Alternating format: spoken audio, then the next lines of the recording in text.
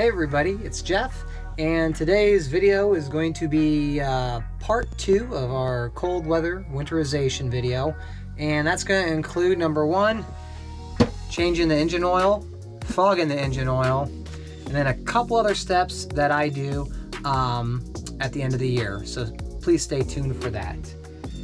So let's get into what you're going to need. Number one, you're going to need some engine oil. 10W40. I'm not gonna get an oil debate. You get the oil that you want. This is what I use. This is what it calls for. You're gonna want some fogging oil. You're gonna need an oil filter. You're gonna need a level only for about 2 seconds. And then you need your flush adapter, some rags, and then this behemoth right over here behind me. This is your oil evacuator. This is what's gonna suck it out. Mine's an air-powered one. If you're a big do-it-yourselfer, air-powered is the way to go. If you don't have an air compressor, I don't know how you live through life. And that's it. So let's get started. Okay, so before we even start this whole operation, what we want to do is we want to take our level. We want to make sure that this engine is somewhat level. Place your level on the engine, top of the motor like that. If it's level, you're good to go. It doesn't have to be perfect dead nuts, but it's got to be pretty darn close. That's going to allow you to get an accurate reading. Okay. Number 2, get yourself a little Rubbermaid Tupperware thing like this. This works great. So when you go to grab the oil filter, you take the oil filter, unscrew it, right in there, less of a mess. Those are my 2 little tips right there.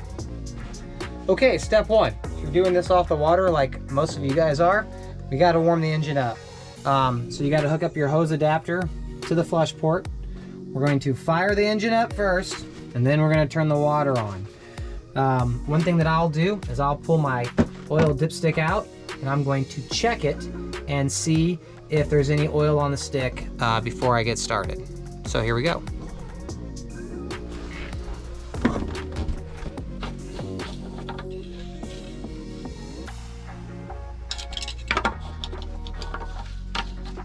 Alrighty, so there's oil on the dipstick. I'm gonna run these motors for 8 minutes, get them warmed up. I'm gonna run them 8 minutes on idle. Here we go.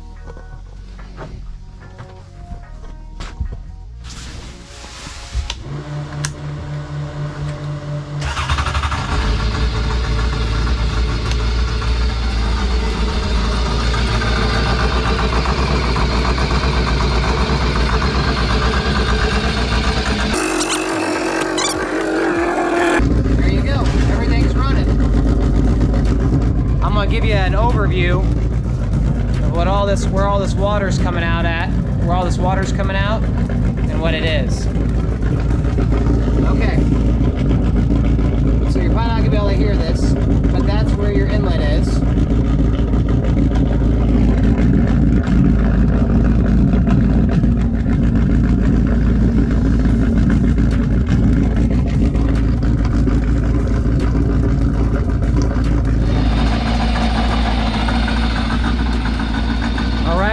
She's warmed up. It's been about 8 minutes. I'm gonna go ahead and shut the water off first.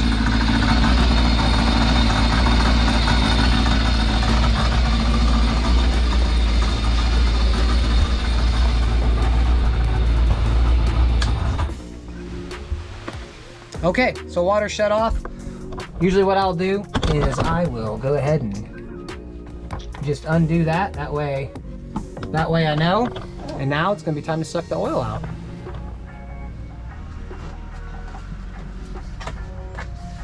Another tip, if you use these little things, these are like what you'd find on like an RTV bottle.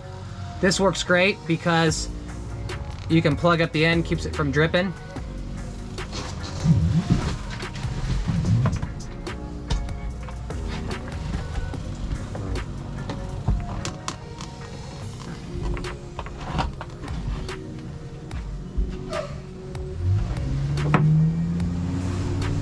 And now we're going to suck.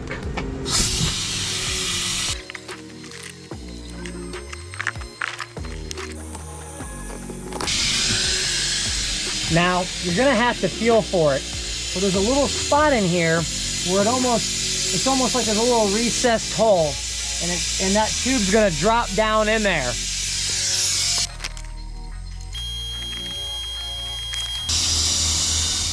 So we got all the oil sucked out. Now, with an oil change, you're only gonna get about 2.3 quarts of oil out of this thing. And it states this in the manual, in the service manual, and it's pretty much dead on. The motor itself, from completely boned, is, if this thing was just coming off the factory line, is like 4.2 quarts, and an oil change is only gonna be about 2.3 quarts. So, if you don't get a lot out, that is why.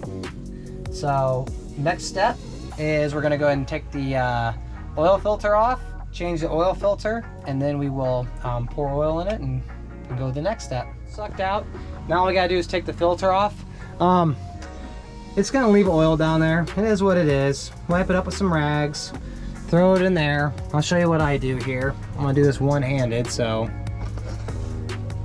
bear with me. So I get that thing loosied up. Let's see if I can prop that there. All right, ain't so bad. It's gonna go right underneath like so. And it's gonna try to catch most of it.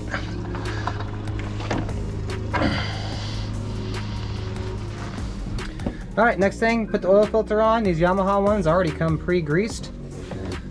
And that just goes on there like so. Now I know you guys see that mess in my engine bay, and I'll tell you, after this, it's gonna get washed. What I'm gonna do is I'm gonna pour enough oil. I'm gonna pour enough oil in here so that I get it to read just on the bottom of the stick. Once that happens, then I'm gonna fire it up, and then I'm gonna make my checks.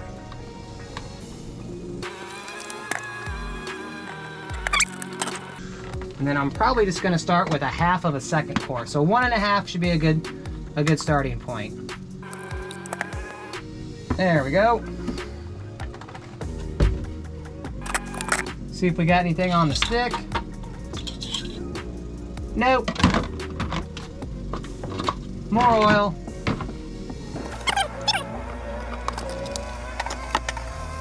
So that's 2 quarts. Let's see if we got anything on the stick.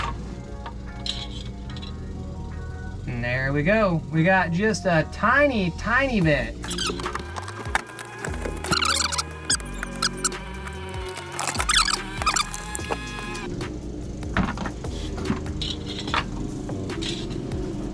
Man, we're definitely on. All right, next.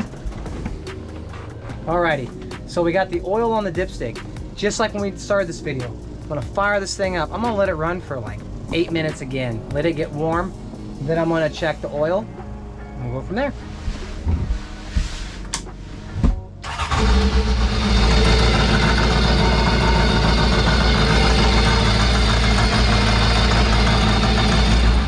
So while this motor's warming up, another thing to let you know, if there's something wrong, just keep an eye on your tact. If you get a fault, it's gonna let you know. If it overheats, it's gonna let you know. If you don't have enough oil, it's gonna let you know. There we go. So the GoPro screwed up and I missed the footage. I ended up having to add a little bit more oil to it and to get it to the mark that you're gonna see ahead. Just so you know, you can, once you've warmed the engine up, you can add oil to it and keep rechecking. You don't have to add, run the engines, add, run the engines. So I just don't want to leave this part out. And sorry about the goof up. Okay, engine's all been run again. So now it's time to check the oil and see where the oil level is. And that's perfect. That's where I want it, and I'm gonna show you that in the dipstick. So, right here is the low mark. So it's just right above the low mark. So it's within a good range. So you can see from here, it's gonna be hard to tell, but from here to here, from your low to full mark, I always stop it. I always put it towards just above the low mark. Now why do I do that? Because once you get this boat out on the water, in the spring, summer, whenever you do it, just driving the boat at a higher RPM, more heat in the water, everything's loaded up, the oil is going to be hotter and therefore it's going to expand more. So most likely is when I check this after running it out in the water, the oil level is going to be towards the upper middle portion of it, and that's perfect. That's absolutely perfect. Another thing too, as far as checking the oil, there are a couple ways. So the manual doesn't state this, and it's hard to say, but if it was me, here's what I would do. You can either, when you check the oil and you put it in, just right there and pull it out, or if you thread it in and check it. What I would do is I would stop right there. That's gonna leave the oil stick a little bit higher, and that way, if you do run into a lower oil situation, I don't know, it just seems like this would be the better way to check it, is by not screwing it in. Some things are like that, some aren't. So that's how I would check it.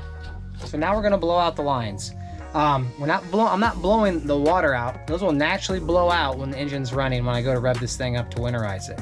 What I'm gonna do is, because we're in Illinois, bugs and critters and all kinds of stuff get into them. So I just try to blow them out and clear them out, and then I'll put masking tape over them to keep anything else from getting into it over the winter. So what we have to do is we have to disconnect this one, and this is on both motors. So there, that's the exhaust tail, and then right back here, that's for the thermostat tail, and the one over there.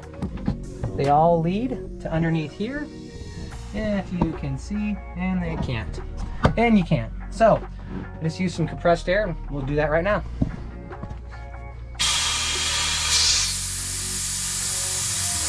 There we go. Number 2.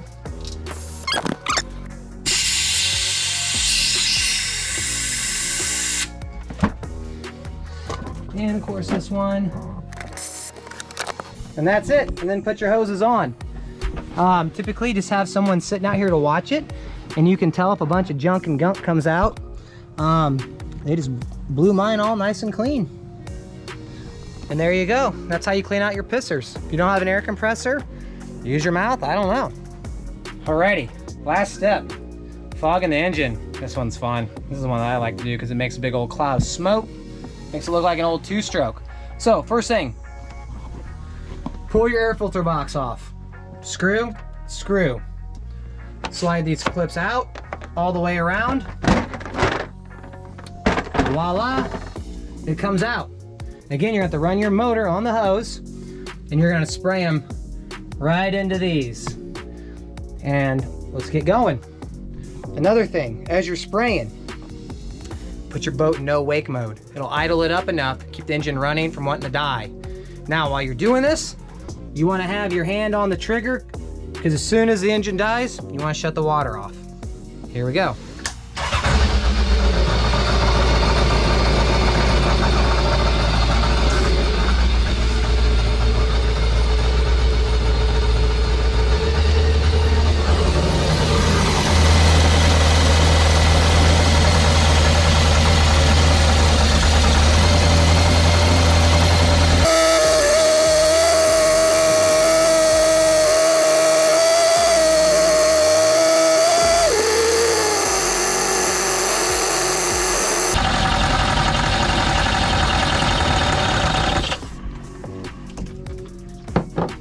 There we go. She died on her own, fogged everywhere. Booyah. And that's it. All right, everybody.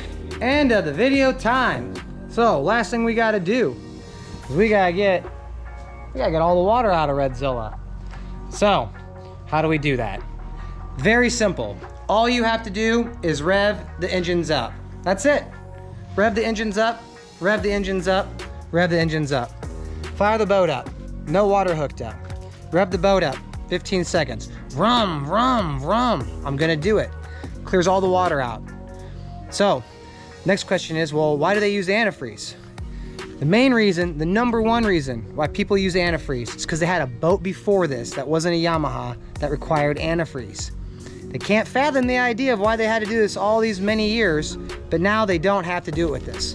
Does antifreeze do anything to the engine? No, because as soon as you put it in, it's running all the way back out and it's draining into the muffler. All you are effectively doing is adding antifreeze to your muffler. That's it. Nothing else. If I lived in Russia, if I lived in Antarctica, I'm not using antifreeze. All I have to do is rev it out. That's it. Does antifreeze add corrosion protection? Well, some do, But if it doesn't stay in your engine, then no, because there's no antifreeze. There's no antifreeze left in the motor. There's gonna be no antifreeze left in your pissers. There's gonna be no, it's all gonna blow out. The way the exhaust and everything is designed, it's a natural Venturi effect, and it's gonna suck it all out, and it's gonna drain it all out through the jet pump. That's it. So, no antifreeze. You do not need it. Someone sells it to you. They're blowing smoke. Says it in the service manual, says it from Yamaha, says it in the owner's manual. So why do people do it? You know what? If it adds peace of mind, then go for it. It's your boat, first of all. Is it gonna hurt anything? Probably not. I don't know if a bunch of antifreeze sitting in your muffler is good. I don't know. When we are done, there is gonna be water left in the muffler. The muffler is this big open area. Just a little bit of water in the bottom. That's it. So I'm gonna show you what I do. I'm gonna have the camera behind me on the jet pump so you can see all the water blowing out. And that's it, 15 seconds of revving. Here we go.